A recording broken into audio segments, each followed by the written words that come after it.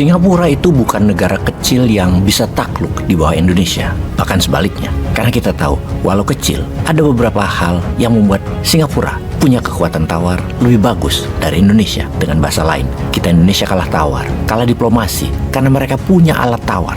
Mereka punya alat tekan. Menawar itu ada seninya, ada strateginya. Bukan seperti emak-emak, tawar rendah terus balik badan, ngarepin dipanggil balik sama penjualnya. Bukan, itu mah di pasar. Yang tersering malah emak-emaknya balik lagi, nyerah. Yaitulah diplomasi Indonesia saat ini dengan Singapura. Kalah tawar, kalah telak. Hal tawar Singapura salah satunya adalah Singapura negara terbesar jumlah investasinya di Indonesia. Yang semua orang juga tahu, uang yang Singapura invest adalah deposito atau rekening-rekening uang pejabat dan pengusaha Indonesia yang diletakkan di Singapura sebagai safe haven-nya uang mereka. Fakta lain lagi adalah Singapura ingin meluaskan daratannya dan Indonesia sebaliknya ingin mengecilkan jumlah daratannya karena perlu uang untuk membangun, atau Indonesia perlu uang untuk membayar hutang. Jadi sekarang Indonesia membolehkan lagi ekspor pasir laut setelah 20 tahun lamanya Indonesia menghentikan penjualan komoditas alam yang jumlahnya terbatas tersebut. Aturan baru itu juga memperbolehkan ekspor pasir laut baik oleh korporasi lokal maupun asing.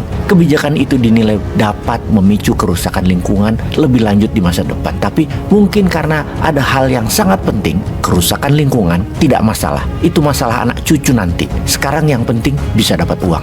Tapi ternyata prestasinya bukan cuma itu saja. Kebijakan ekspor pasir juga menambah daftar panjang berbagai regulasi saat ini yang dinilai tidak pro terhadap lingkungan hidup. Sebutlah Undang-Undang Cipta Kerja alias Omnibus Law yang sudah disahkan Maret lalu. Para aktivis hijau atau elemen masyarakat sipil tak henti memprotes keras lolosnya belit yang dianggap merugikan buruh dan nasib lingkungan hidup. Menyusul banyak pasal-pasal yang dinilai mengancam ketahanan energi dan mengancam lingkungan hidup Indonesia di masa depan. Misalnya, terkait perubahan royalti produk hilirisasi batu bara menjadi 0%. Juga kemudahan syarat-syarat izin usaha dan penanaman modal asing di berbagai sektor usaha yang membuka resiko isu sustainability lingkungan. Mereka, orang-orang asing tersebut, melakukan brutal mining yang merusak lingkungan. Namun itu tidak dipedulikan.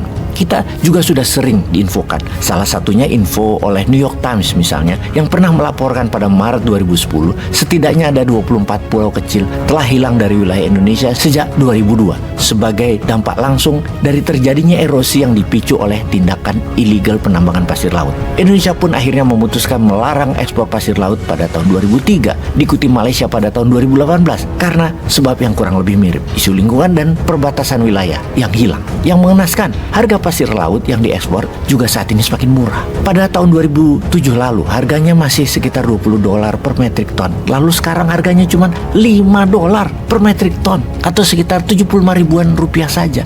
Jadi sebuah pertanyaan ketika kebijakan pembukaan lagi ekspor pasir laut dilakukan di saat harga begitu murahnya setara 75 ribu rupiah per metrik ton, dengan kembalinya masuk Indonesia dalam deretan pengekspor pasir laut dengan harga pasir laut bisa semakin murah ini alias obral besar-besaran. Kenapa murah amat sih? Kenapa nggak pakai harga $20? Kalah tawar lagi ya?